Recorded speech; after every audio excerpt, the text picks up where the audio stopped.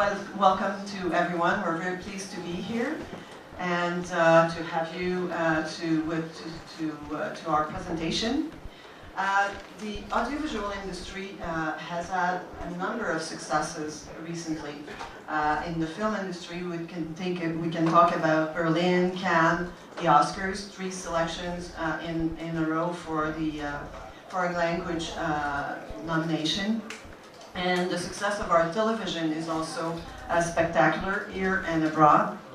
And that's probably why 3 years ago, in one of those discussions we were having, Valerie and I, the idea came up that we could leverage these successes way more, way better at home.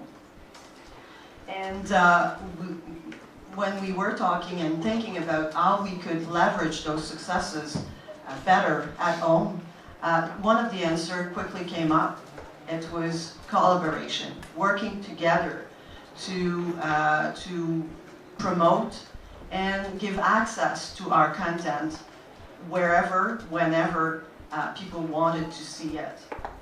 And out of those meetings came the idea of the symposium that took place in October in Ottawa, where all the industry representatives went there to think about and to talk about how we could do it, how we could promote better, how we could give access better to our content, and how we could raise the profile of our industry in Canada and abroad.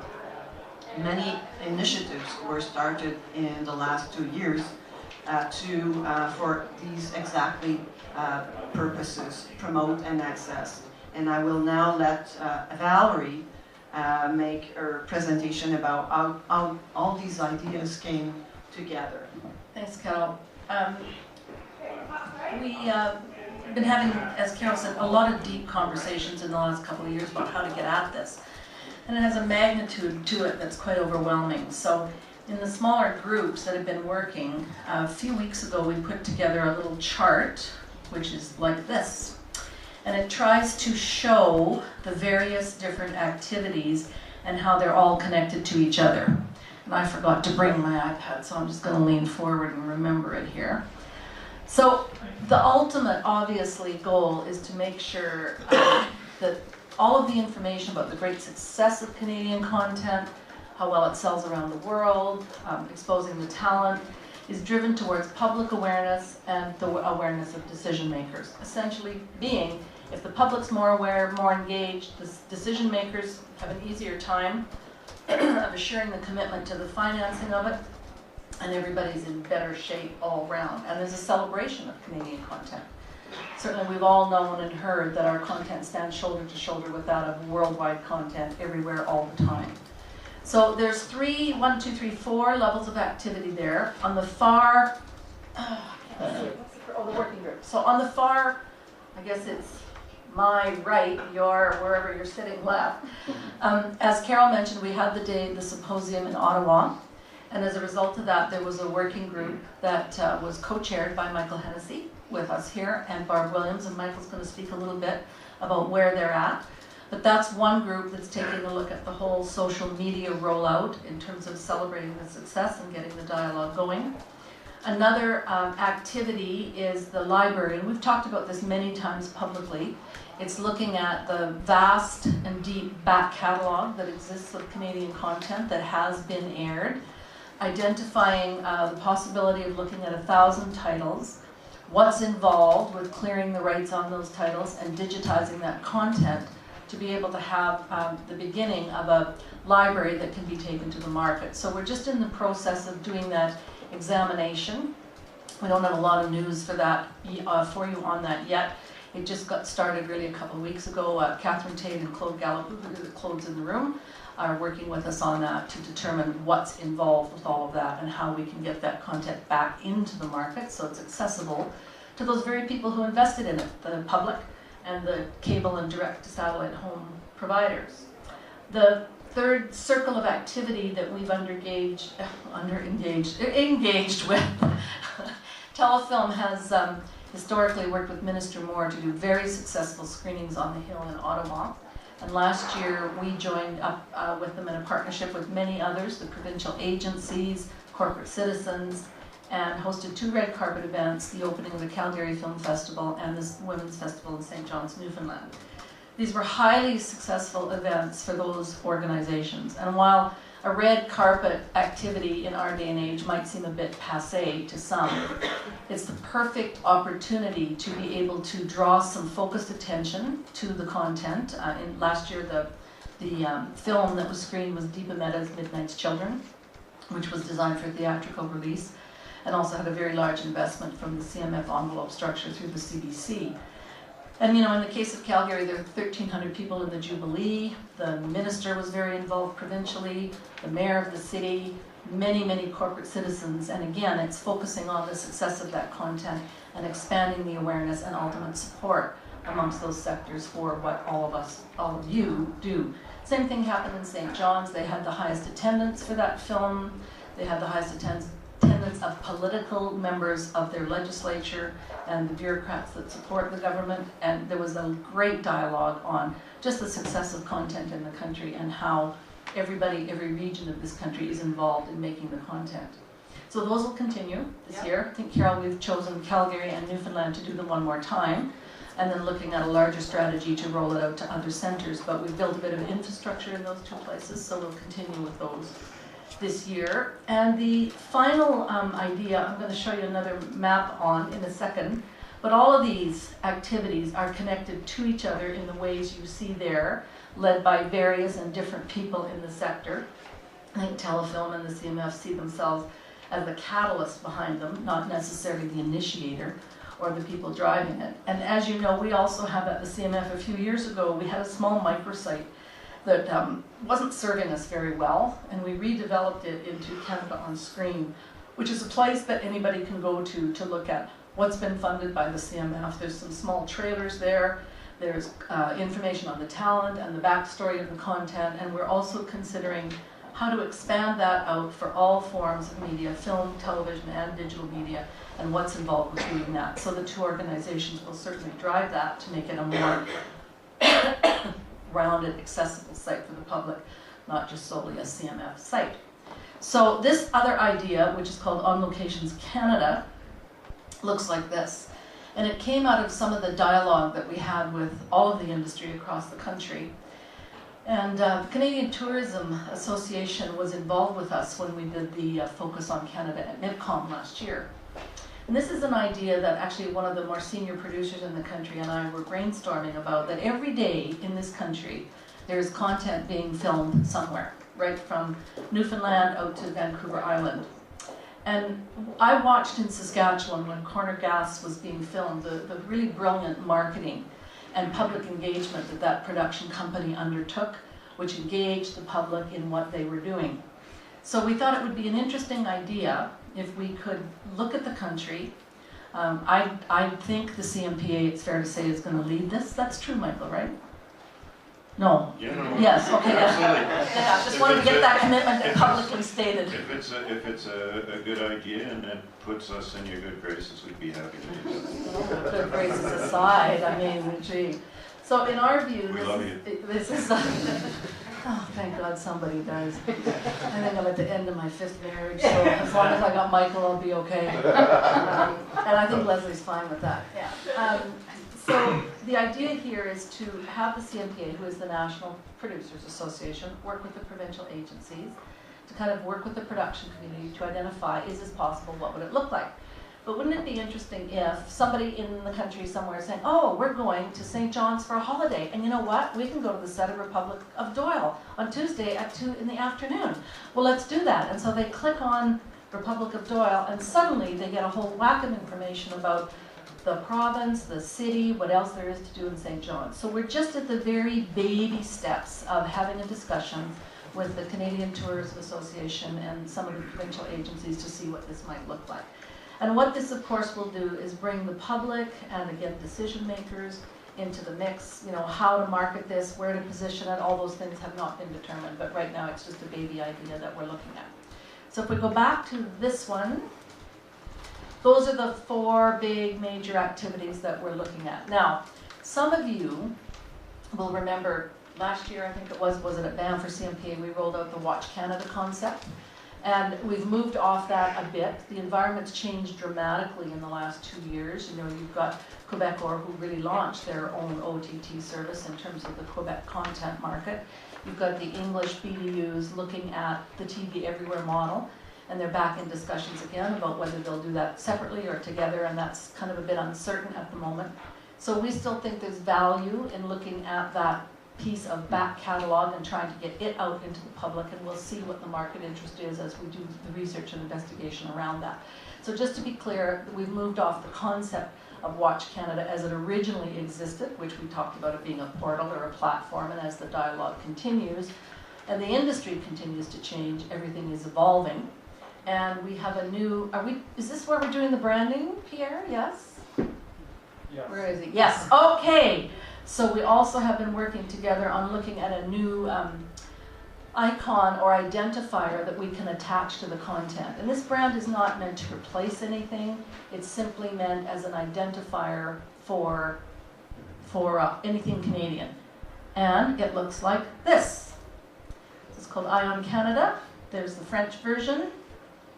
That's what it looks like when they're together. That's what it looks like in an application for some of the, look, almost want to click on it, don't you? Loading.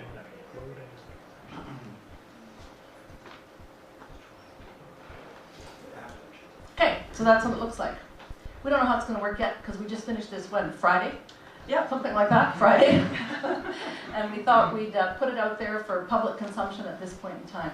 And it's based on, you know, the idea of the eye, bringing the focus to the content, something that can be used well in both markets, something that speaks to both film, television, digital media. Again, kind of just focusing an identity on anything that's Canadian. It's sort of like the maple leaf, but not. I think that's it for us, except for Michael. Okay, over to Mr. Hennessy. Yeah, so the working group, when it originally came out of IIC, it was this idea it was sort of set up under the auspices of Telefilm, CMF, CRTC. And it was a loose collection of people, you know, Gary at Jump Wire, Claude Gallipo, a lot of broadcasters, with various people. And we had a lot of different ideas kicking around about how do you do a TV campaign, a wiki, social media campaign. One of the big problems we saw very quickly was that with any working group where people think it's kind of under the auspices of people that regulate you and fund you, anybody that isn't working on the working group thinks for some reason that they've been excluded, or that there's not enough French language representatives on it, or not Aboriginal, or whatever. This actually hurts, I'm not making anything up. So we sort of said, well, you know, this is kind of bullshit. Why don't we get back to first principles, which is, the idea was to promote the success of the industry. And why do you want to promote the success of the industry? Because the industry is very dependent on public political support to justify tax credits. And you have to demonstrate two things. One is a return on the investment that governments are making in terms of public funding. And the other is, and more critically important for any producer broadcaster going forward, is that what you are making resonates with audiences. And the only way to really prove that is that there has to be, one, awareness, promotion of what you're doing, and two, acceptance by the people that actually watch it. So what we did was, we still have a lot of things, cooking ideas cooking. We said, let's try to make this more grassrootsy, because the CMF Telefilm is that we don't want to control this. We just want you to get out and start doing stuff. So I turned around to Ann Truman and Lindsay Boderak, who are on the CMPA team. I said, look, you know, if you're going to run a communications thing, why don't you just go out and find a whole bunch of people in the industry and supporting the industry that are in communications, and you guys just go and run a social media campaign and figure it out from there. Don't do working groups top down. So, and with the support of all kinds of people, AMPIA here in Alberta, the Directors Guild, thank you, Bill, Cinema Canadiana, which is a group of young kids that are putting together a wiki first weekends club, which is an activity that CMPA sponsors.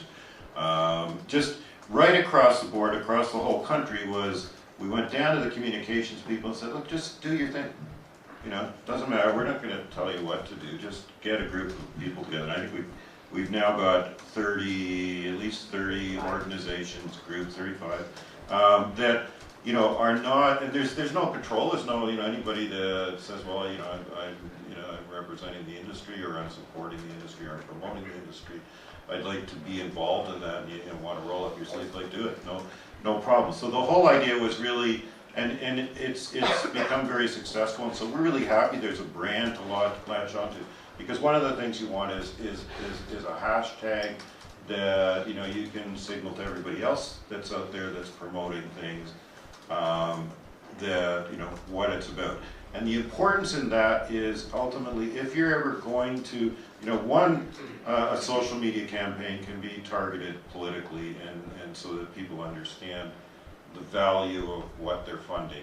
But ultimately in this world that we're in, political world that they're in, the thing that is most important to politicians that ultimately support or don't support things like tax credits, and this is going to be a year for that debate, is that they want to know that the public supports. And the best way that the public supports is to look at the public as your audience. And how do they feel about some of the new shows, like my favorite these days is Orphan Black, but I'm a big Continuum fan. We've seen the success. I think last year there were like 31 shows CMF supported that were sold in the U.S. Huge amount of buzz going on about the quality of our independent film, and so that's really what we're doing is we're going to be doing other things like looking at how do you help support people like Cinema Canadiana to build the wikis. On our broadcast side, at the working group level, the other working group is how do we actually push that out into using commercial space to do the campaign. But it's got to be grassrootsy, and that's all I want to say. And I think that's what was really our goal at the beginning, to have a group of industry players to work together and trying to achieve the same goal, because we strongly believe in Canadian content. We strongly believe that it's important to have Canadian content on our screens, whatever the screen is. And I think that based on the successes that we've had on both sectors, on all sectors actually, new media or whatever we're calling it, and television and feature film, I think it was it's a very nice achievement to have all these people thinking in the same way.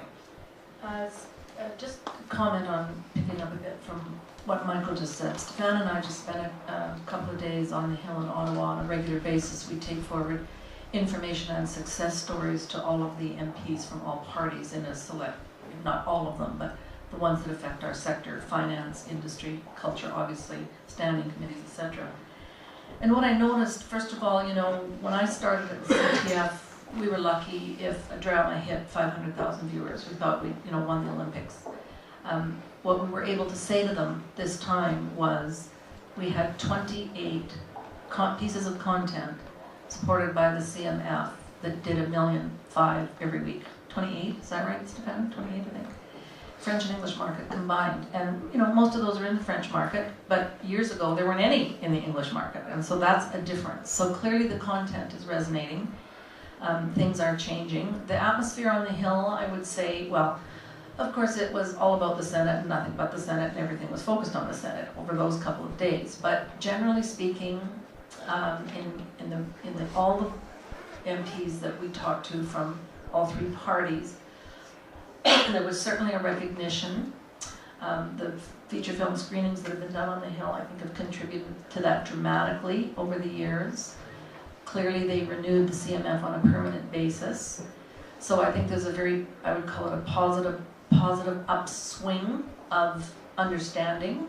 Whether that translates into support is always tenuous. We know there's lots of dialogue going on across the country. We saw the situation in Saskatchewan with the collapse of the tax credit, although I will say there's a new agency that's been developed there and structured, and I think things will start to reemerge out of that province. But I think what all of us are trying to say is really it is about engaging the public, it is about engaging the decision makers. So our focus is less on the preciseness of the industry, but getting the industry to work together to do that so that it's well known in the country of Canada that our kids' content sells all over the world to multiple territories on a regular, ongoing basis.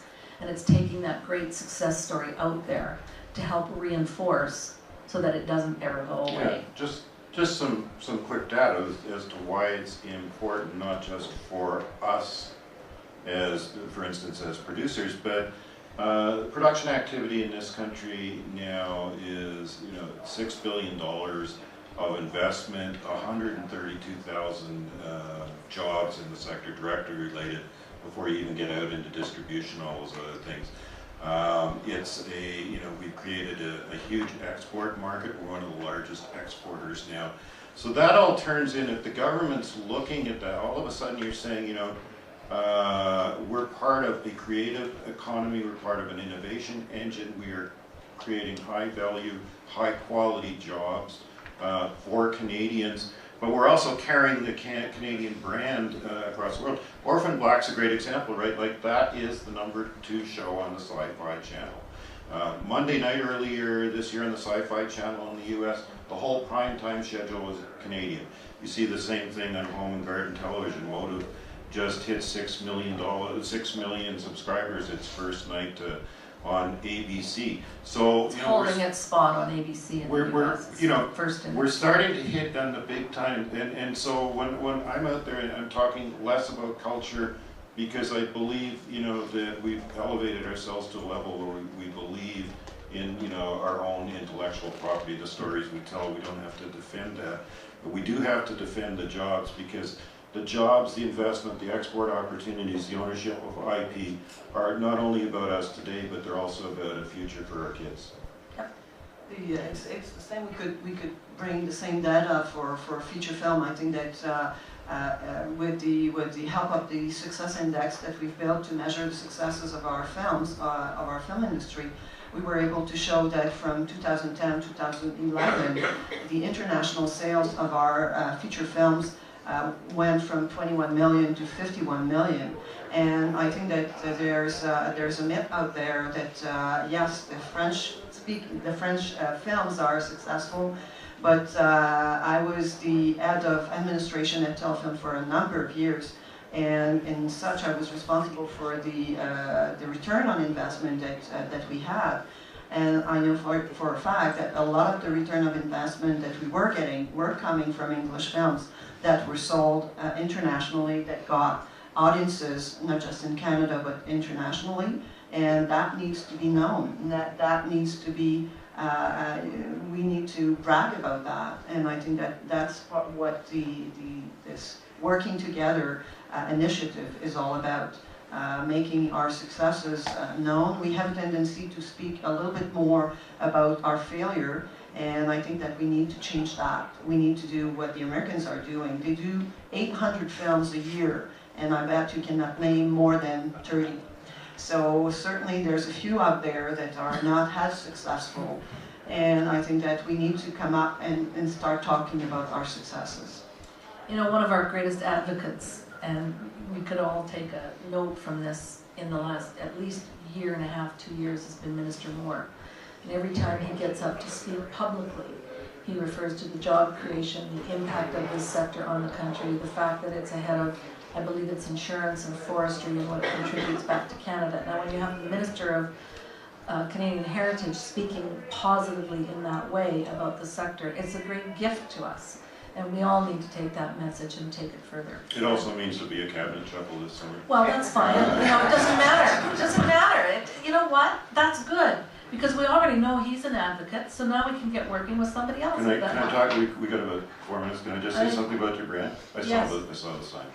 Okay, as long as you saw the sign. Okay, so one of the, so Ion Canada, where our communications groups are going to start using that hashtag a lot, because one of the important things of the hashtag, in terms of as all of us collectively, but also individually, start to promote success stories from our collective or our individual perspectives, is that we'll be using that hashtag. So if you put your hashtag #IOnCanada in Twitter in your account, so that's one of the ones you're following, it's going to quickly, we hope, become a good way just to pick up the information, the data on all kinds of things, where productions are happening, who's getting awards, where the jobs are, what the success numbers are, just a ton of stuff. This is going to be left to the imagination of the people that are working in the industry, and it's a very imaginative and creative industry, so it's not going to be top down, but Eye on Canada. You sure it's not A on Canada?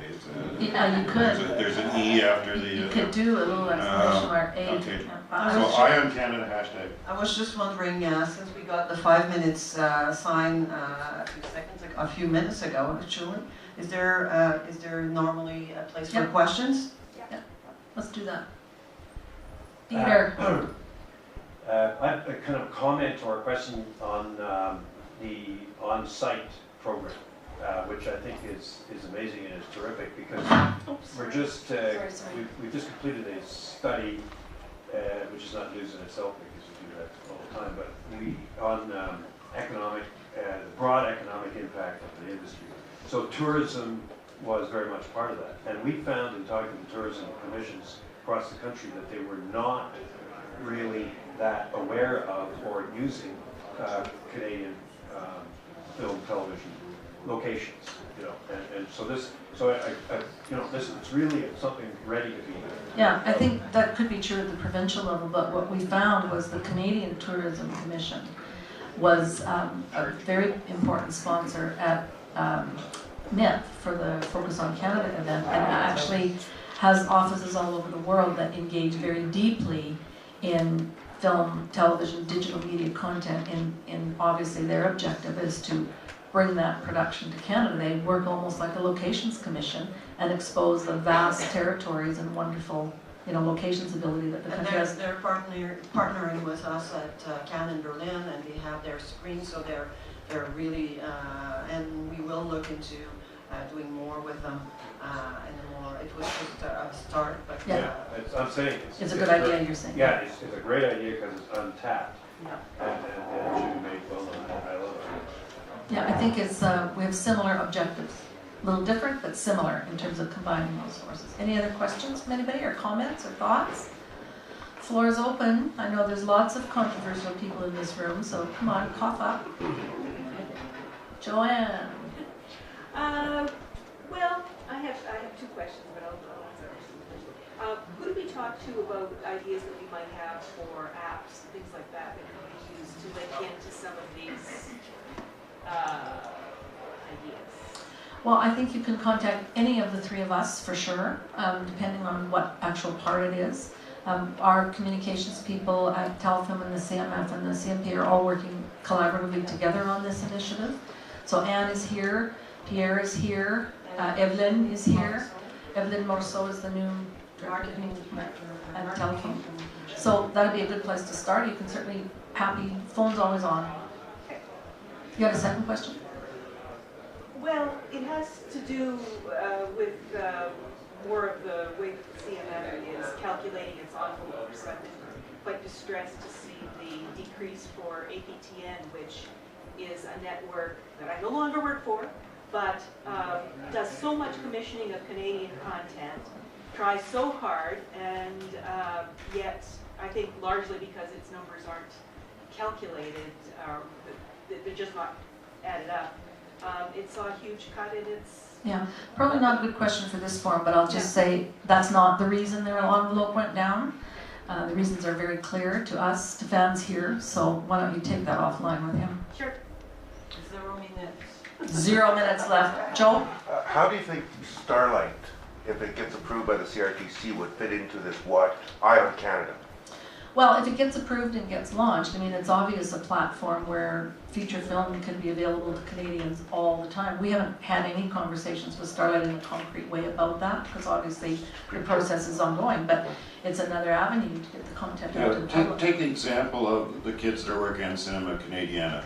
which is, ultimately becomes the wiki and therefore holds history. There's actually a lot of these things around that have sort of started, died, or are unknown. If you happen to be there and you realize, I don't know, use Black Road, not that you're never watching it, but it's a famous old movie. Margaret's Museum's even better because it was never digitized. Or The Apprenticeship of Dudley Crouch. Yeah. Still has been, But so the issue then becomes, it's, so about these things, about the awards, about the history, then you go, where can I watch it? Yeah. Where's the discoverability?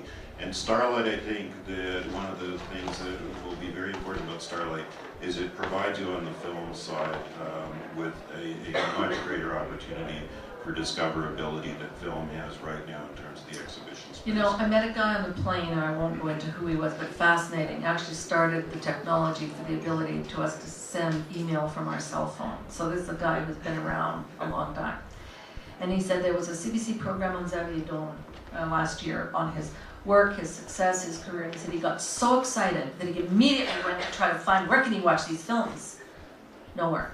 Couldn't get access anywhere. And just a quick statistics to finish. Canadians see on average 3 films in the theater every year, but they see 76 films overall every year. The remaining are being seen on television or on online, so or on television on demand. So I think that we need to tap on that window. Absolutely. Okay, we're getting the red flag from the organizers who are on time every minute. So thank you all for taking time out of your busy schedule to listen to us. Have a great Banff.